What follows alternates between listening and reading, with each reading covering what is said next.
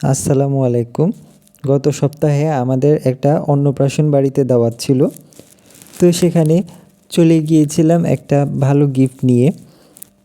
তো আজ সেখানে যেটা খেতে দিয়েছিল সেই পুরো মেনুটা আজকে আমাদের অডিয়েন্সের সাথে আমরা শেয়ার করব।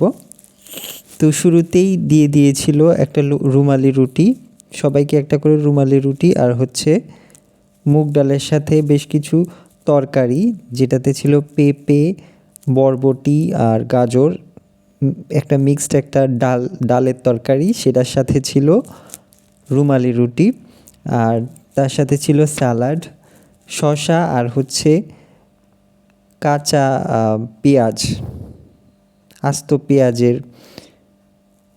এবং সেটা খাওয়া শেষ হতে না হতেই দেওয়া হলো fried rice, vegetable fried rice, আর তার সাথে হচ্ছে চিকেন কষা ছিল।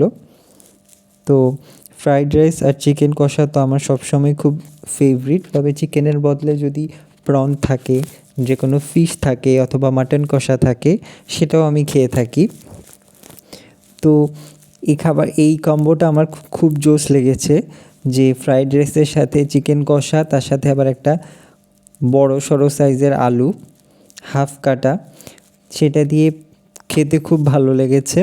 তবে আমি মাছের আইটেম ভীষণভাবে মিস করেছি। চিকেনের সাথে যদি আরেকটা মাছের কোনো কারি থাকতো তাহলে আরও বেশি জমে যেত।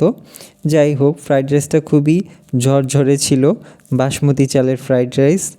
যদিও আমি সাধারণত চিনি গুঁড়া চালের ফ্রাইড রাইস খেতে অভ্যস্ত, বাট বাসমতি চালের ফ্রাইড রাইসও অতটা খারাপ লাগে না। তো এটা খাওয়া শেষ হতে না হতেই আমাদেরকে দেওয়া হয়েছিল আরও কিছু আইটেম, যেটা আমরা এখন শেয়ার করছি। ফ্রাইড রাইসটা খুবই মজা হয়েছিল, আর চিকেন কষাটাও ছিল অ্যাজ ইউজুয়াল খুবই ভালো। তো এই অন্নপ্রাশন অনুষ্ঠানটা ছিল আমাদের পাশের বাসার এক কাকুর ছেলের, যিনি খুব রিসেন্টলি বাবা হয়েছিলেন, আজ থেকে প্রায় 6-7 মাস আগে।